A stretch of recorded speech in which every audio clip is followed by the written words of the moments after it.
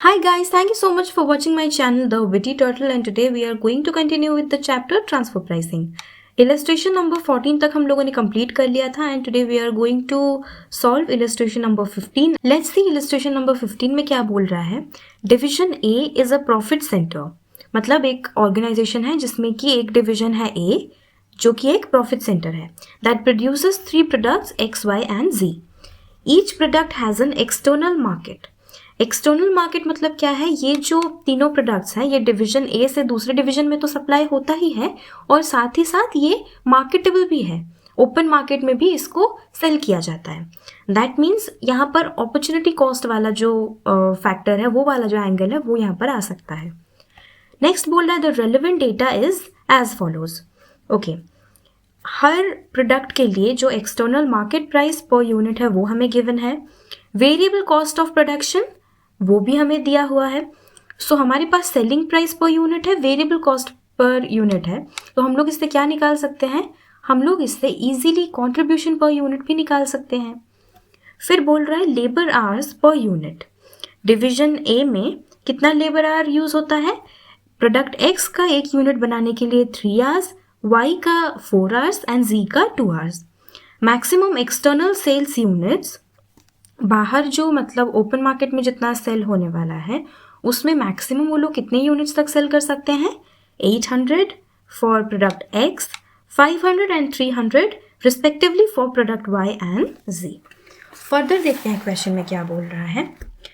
Up to 300 units of Y can be transferred to an internal division B. Okay, product Y जो है उसका 300 units तक जो है वो हम लोग कहाँ पर सेंड कर सकते हैं, ट्रांसफर बी को, डिवीजन बी को ट्रांसफर कर सकते हैं.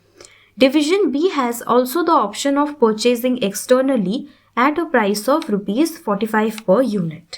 Okay, determine the transfer price for Y.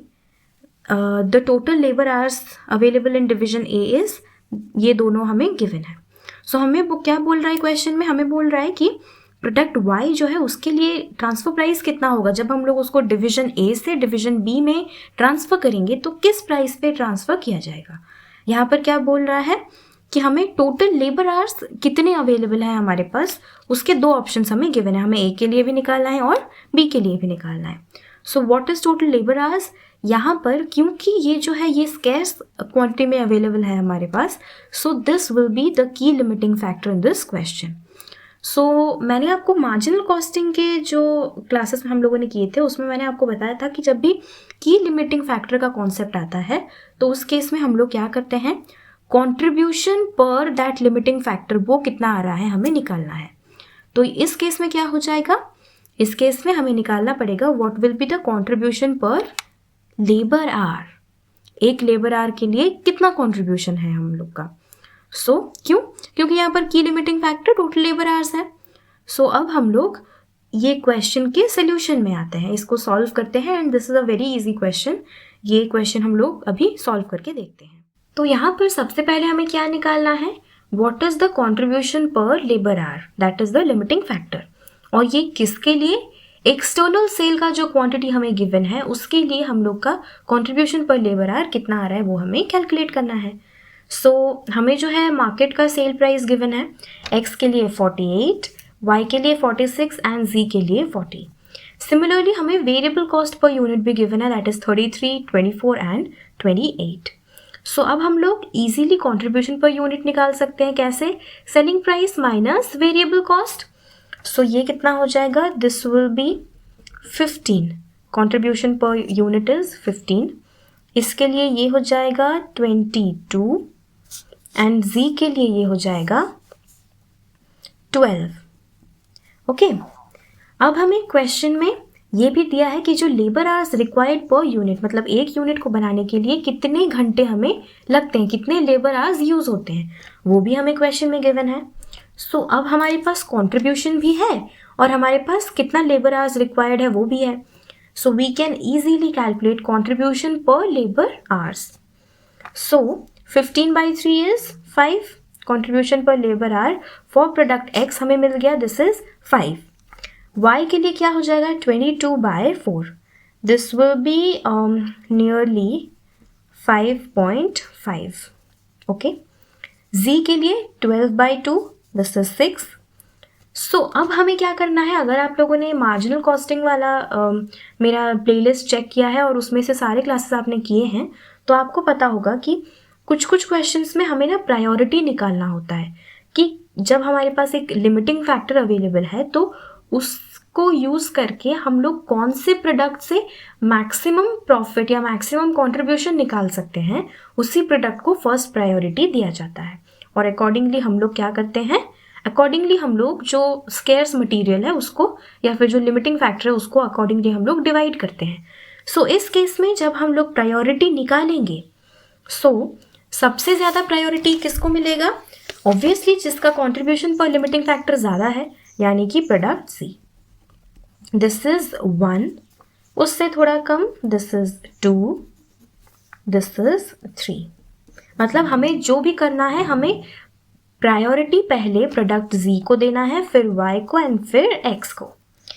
सो ये क्यों किया मैंने, आपको थोड़ी देर में समझ में आ जाएगा. अब क्या करना है, अब हम आते हैं क्वेश्चन का जो मेन हमें पूछा है कि ट्रांसफर प्राइस क्या होगा. ट्रांसफर प्राइस करने के लिए हमें सबसे पहले ये जानना ज़रूरी है कि जितना अभी हम लोग का रिक्वायरमेंट है उस हिसाब से हमें कितना लेबर आवर्स चाहिए है. So total hours needed as per the priority कितना है. क्वेश्चन में हमें दिया था कि जो मैक्सिमम एक्सटर्नल सेल्स यूनिट्स हैं, मैक्सिमम एक्सटर्नल सेल्स यूनिट्स हैं वो कितना है, दैट इज z के लिए 300 यूनिट्स, y के लिए 500 यूनिट्स एंड x के लिए 800 यूनिट्स.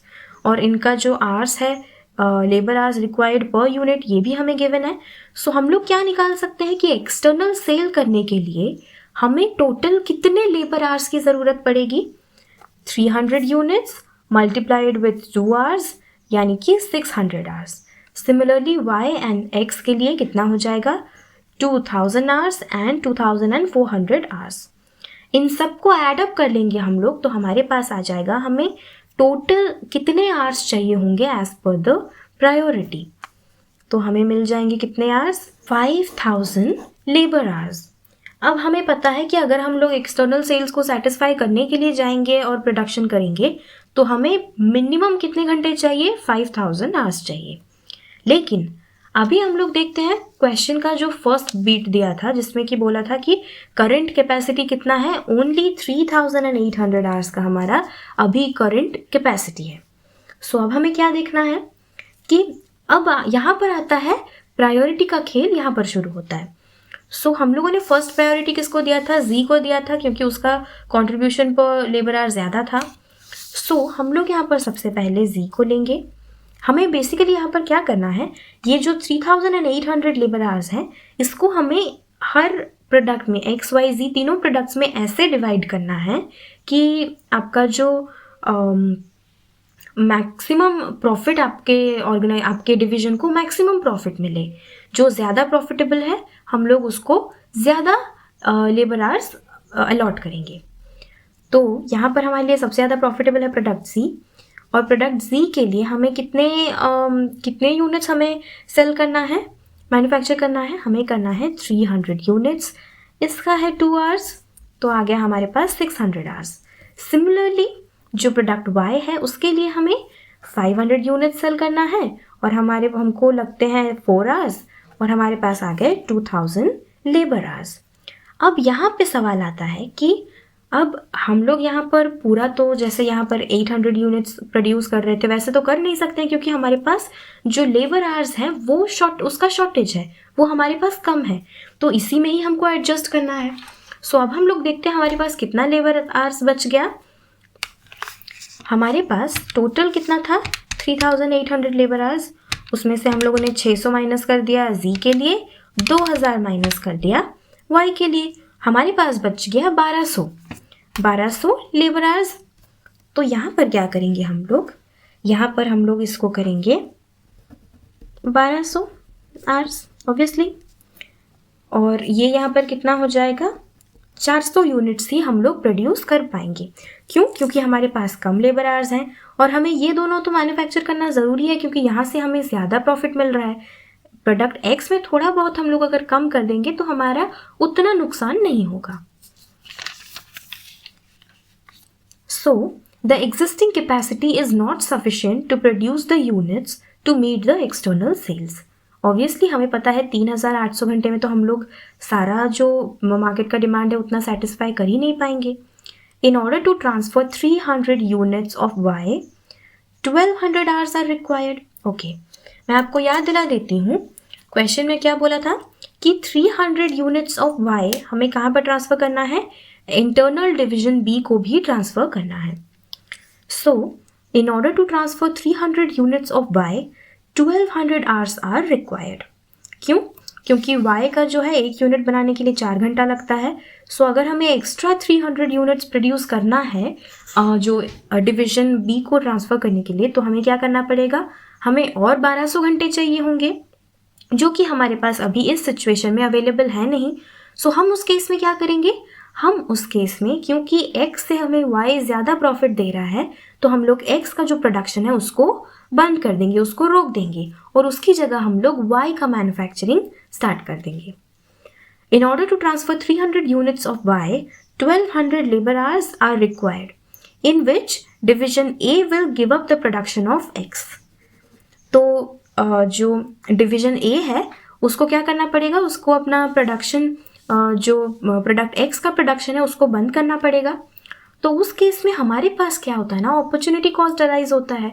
तो ऐसा क्वेश्चन आए तो आप लोग आंख बंद करके ये समझ लेना कि ये अपॉर्चुनिटी कॉस्ट वाला मेथड ही हमको इधर यूज़ करना है।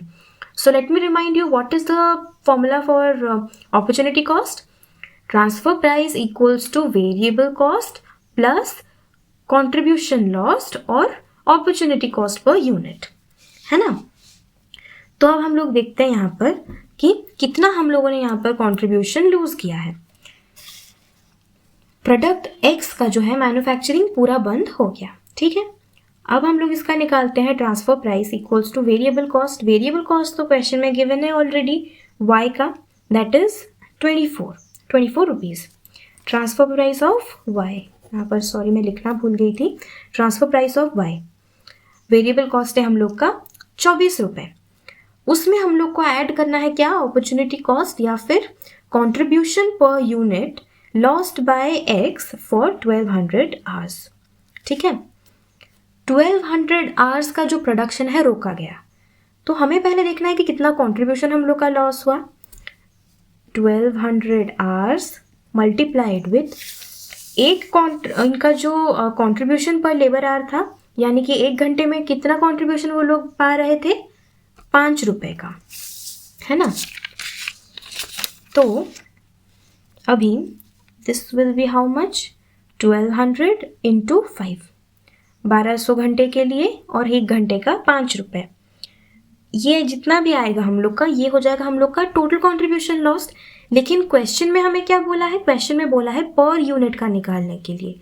तो हम लोग यहाँ पर कितने नंबर ऑफ यूनिट्स को प्रोड्यूस कर रहे हैं या ट्रांसफ़र कर रहे हैं, 300 यूनिट्स को हम लोग ट्रांसफ़र कर रहे हैं। सो this will be again divided by 3, है ना। अब ये आ जाएगा ₹24, ये 4 से कट हो जाएगा प्लस ₹20, तो हमारे पास ये आ जाएगा ₹44 पर यूनिट। ये क्या है आपका, this is the required transfer price of Y, that is ₹44 per unit, ठीक है। आई होप आप लोगों को फर्स्ट वाला जो पॉइंट है समझ में आ गया। सिमिलरली इसका जो सेकेंड पॉइंट है वो भी this is very similar to the first one. First में क्या बोला था, फर्स्ट में बोला था 3800 आवर्स ही आपके पास अवेलेबल है, लेकिन सेकेंड पॉइंट में बोल रहा है कि कैपेसिटी कितना है आपके पास, तो 5600 घंटे अवेलेबल है।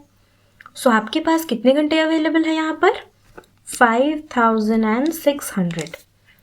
अभी जो प्रोडक्शन हो रहा है उसमें कितने घंटे आपको यूज़ हो रहे हैं, अभी जब आप लोग प्रोडक्शन कर रहे हैं तो उसमें आपका 5000 आवर्स यूज़ हो रहा है।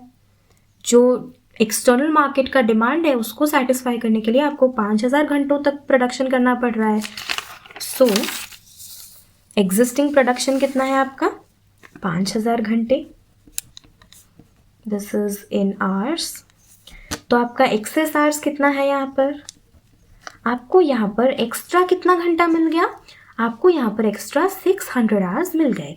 ठीक है, तो इससे पहले वाले क्वेश्चन में हम लोगों ने क्या देखा था, हमको 1200 घंटे सेक्रीफाइस करने पड़े थे प्रोडक्ट एक्स के, लेकिन यहाँ पर क्या है, यहाँ पे हमारे पास 600 घंटे एक्स्ट्रा है। तो ये मैं आपको ऐसे समझाती हूँ, आपको पहले 1200 घंटे सेक्रीफाइस करने पड़ रहे थे, ठीक है, लेकिन अब क्या है, अब आपके पास एक्स्ट्रा 600 घंटे अवेलेबल हैं, तो आपको और कितने घंटे सेक्रीफाइस करने पड़ेंगे, ये जितना बच गया दिस इज 600 घंटे ही आपको सेक्रीफाइस करने पड़ेंगे। आई होप ये आपको समझ में आया। As 600 spare hours are available, hence we need to sacrifice the production of X for only how many hours? 1200 hours minus 600 hours equals to 600 hours. ये आपके पास बच गया, इतना आपको करना ही पड़ेगा। सो इस केस में आपका जो ट्रांसफर प्राइस है वो कितना हो जाएगा, वेरिएबल कॉस्ट आपका पहले से ही हमको पता है ₹24 है, और इसमें हम लोग ऐड क्या कर देंगे, अपॉर्चुनिटी कॉस्ट पर यूनिट। सो यहाँ पर हम लोग का कंट्रीब्यूशन कितना लॉस हो रहा है, 600 घंटे के लिए 600 इंटू आपका जो कंट्रीब्यूशन पर आर है कितना है, वो ₹5 है, divided by how many units, divided by 300 units. This will B ₹24 plus ₹10, that is ₹34। ठीक है, so ₹34 will be the transfer price of product Y at which division A will transfer this product to division B. I hope ये वाला जो question है आपको अच्छे से समझ में आ गया, और अगर आपको ये वीडियो पसंद आया प्लीज़ इसे लाइक करें, अपने CA, CMA, CS, MBA, BBA, BCom के दोस्तों के साथ शेयर करें, और मेरे चैनल द विटी टर्टल को सब्सक्राइब करें।